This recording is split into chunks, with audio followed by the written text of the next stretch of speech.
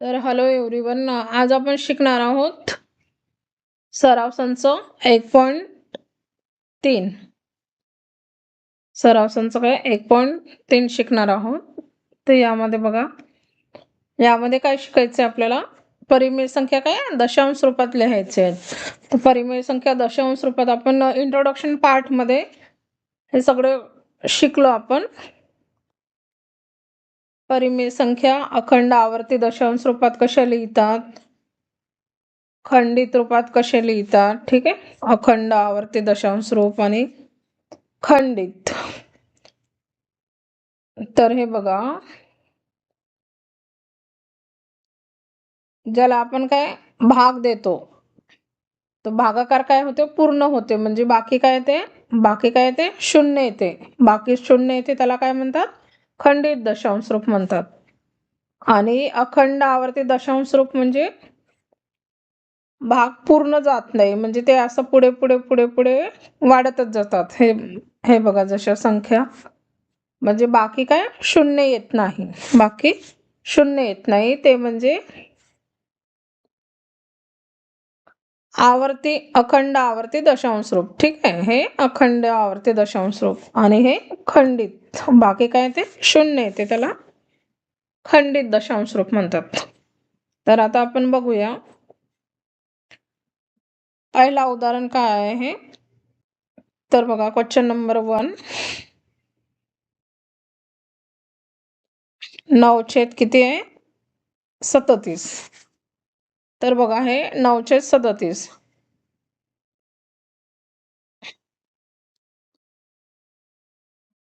तर हे बघा 9/37. तर आता 37ने 9ला भाग जातो का, नाही. तर मग आता आपण इथं शून्याने भाग देऊया. ठीक आहे, 37 शून्य शून्य, हा झाला इथं 9 मधून शून्य गेले 9. ठीक आहे, तर आता आपण इथं एक दशांश चिन्ह देऊ, म्हणून इथं पण एक दशांश चिन्ह. तर आता इथं काय घेतला, 0 घेतला, म्हणजेच हा 0 घेऊ आपण. तर आता 37ने 90ला भाग देऊ, तर कितीने भाग जाईल बघा. 37 इथं किती 2ने भाग देऊन बघू. जवळपासची संख्या घ्यायची, त्याची 7 दुने 14, 1 3 दुने 6 आणि 1 7. तर ठीक आहे, तर याला आपण किती 2ने भाग देऊ.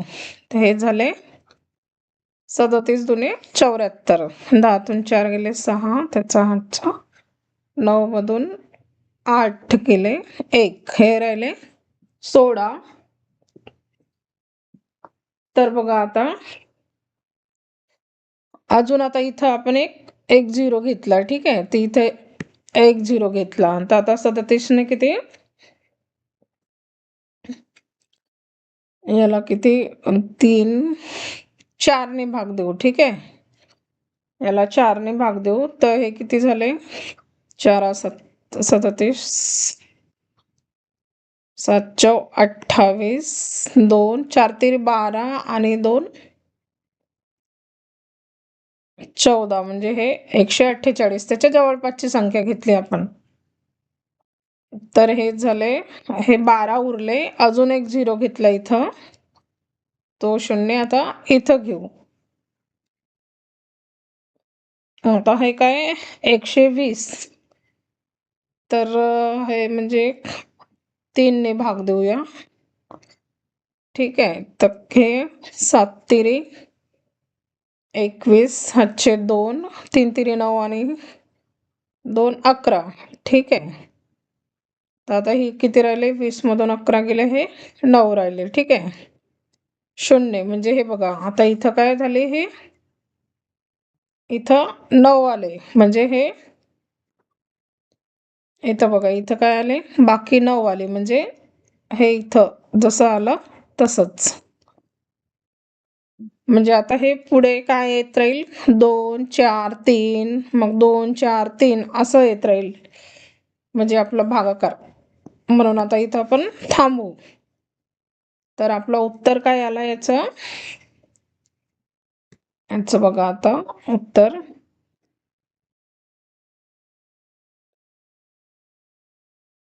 तर बघा याचं आन्सर काय येईल आपलं.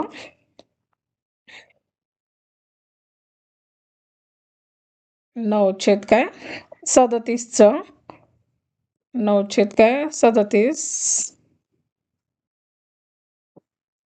0.243 आणि हे काय हा 2 4 3चा हा ग्रुप काय होणार आहे, रिपीट होणार आहे, म्हणून त्याच्या डोक्यावर काय करायची, आडवी रेष द्यायची. ठीक आहे. हा ग्रुप आता इकडे पुढे आता हे असंच येईल 9 7,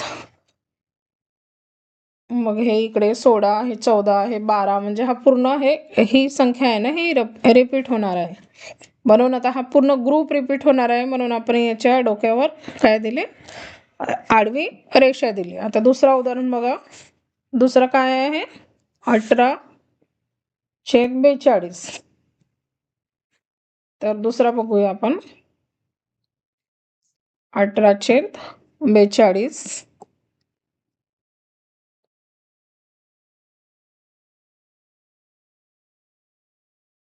18/42. तर आपण याला संक्षिप्त रूप देऊ शकतो. कुठल्याही एका संख्येने दोघालाही काय करायचं, भागायचं. तर बघा आता इथं किती, साइन तेरी 18, साइन 42, म्हणजे आपण याला संक्षिप्त रूप दिलं तर हे किती आले, 3/7. आता आपल्याला हे भागाकार करायला सोपं जाईल. तर बघा हे 3/7. आता आपण याला भाग देऊया.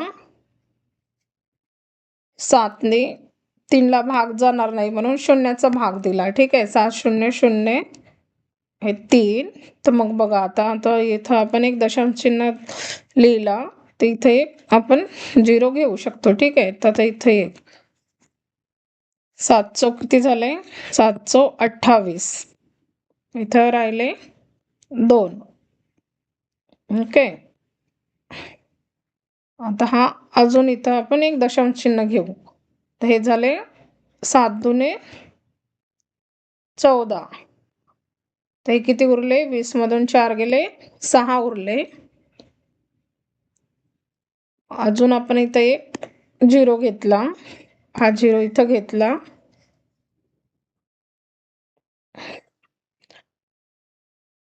7 7 49, 7 8 किती झाले, 56.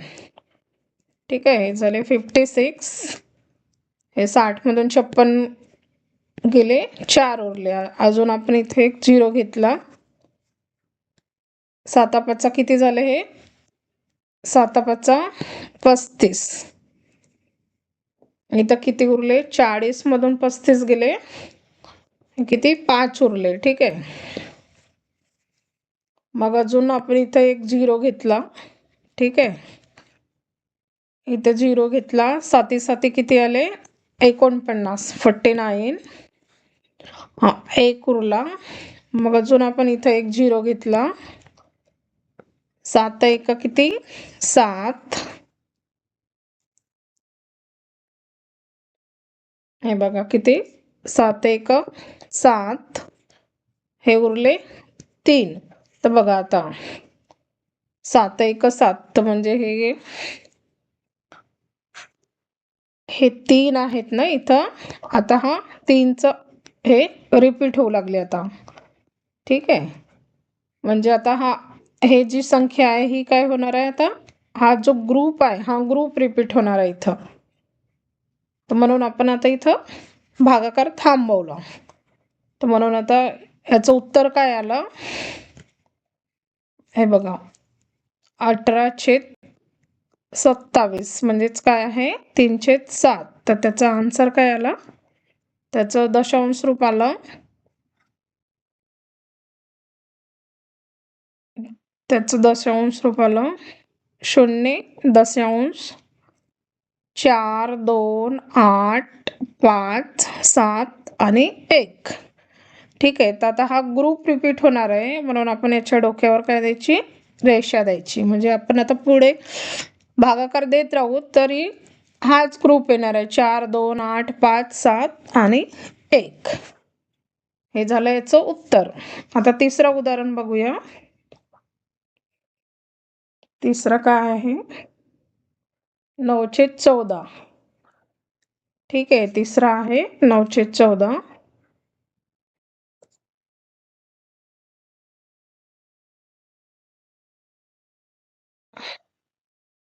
तर बघा आता आपण आता याचं भागाकार करूया.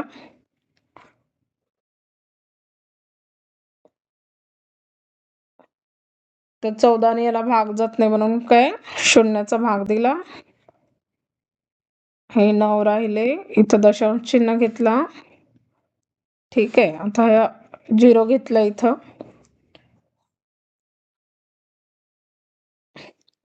चौदा सख 84. ठीक आहे, ते हे 90 मधून हे 84 गेले 6. आता हा इथं एक 0 घेतला, इथं 0 घेतला. 14 चौ किती झाले? 56. इथं उरले 4.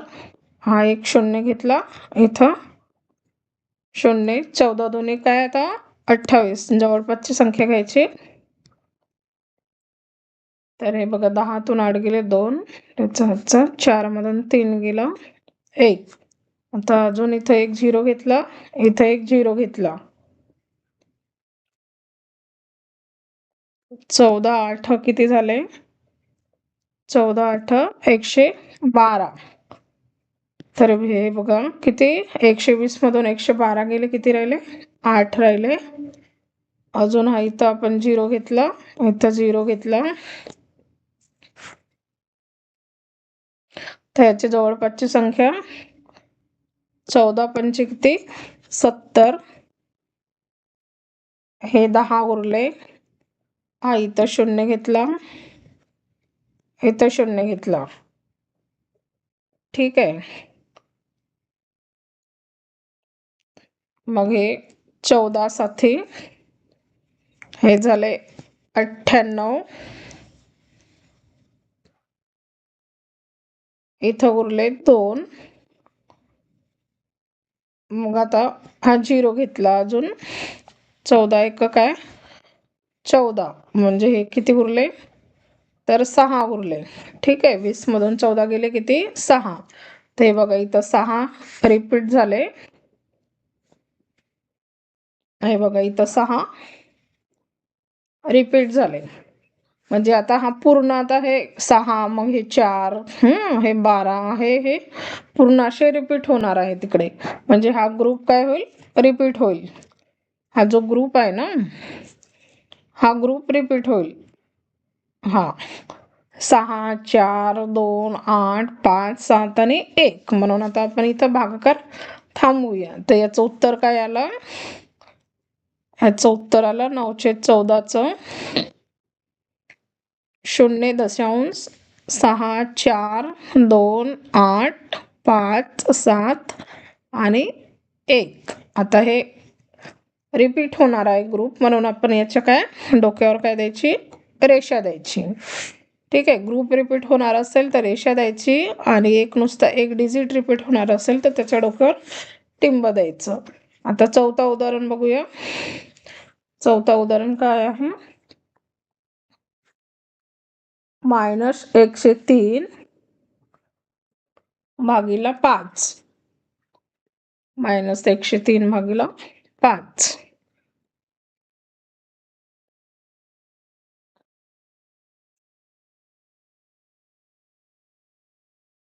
-103 भागीला 5. भागाकार जसं तर तसं करायचं, नंतर मायनस चिन्ह द्यायचं. तर मग आपण भागाकार करूया.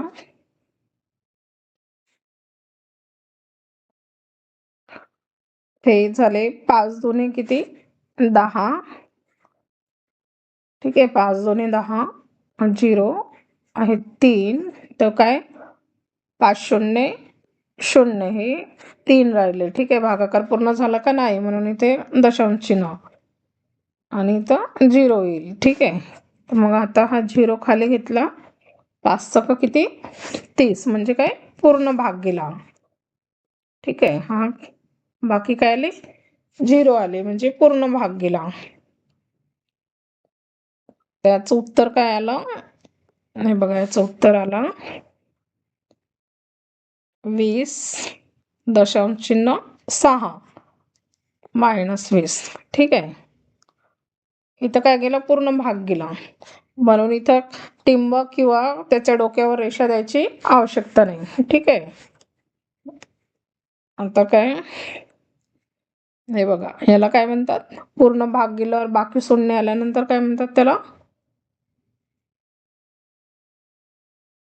खंडित दशांश स्वरूप. ठीक आहे, खंडित दशांश स्वरूप म्हणतात त्याला. आता काय, 5वं उदाहरण आहे -11/13.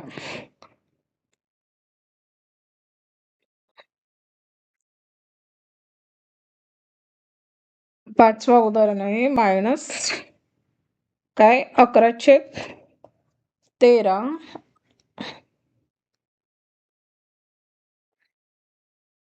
तर बघा, थोडा मोठा होईल.